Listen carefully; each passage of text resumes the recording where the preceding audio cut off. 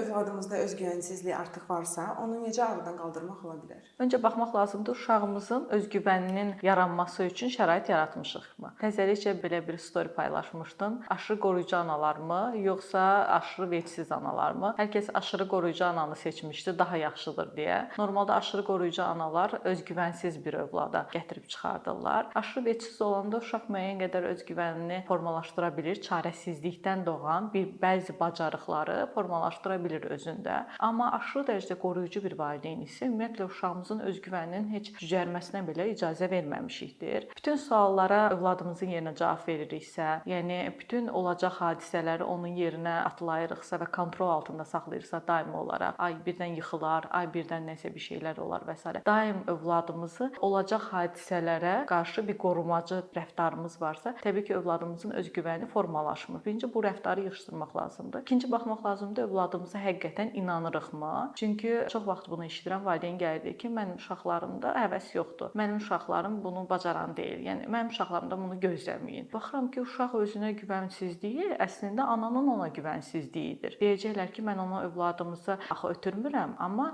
bunu istər-istəməz enerji yoluxucu bir şeydir.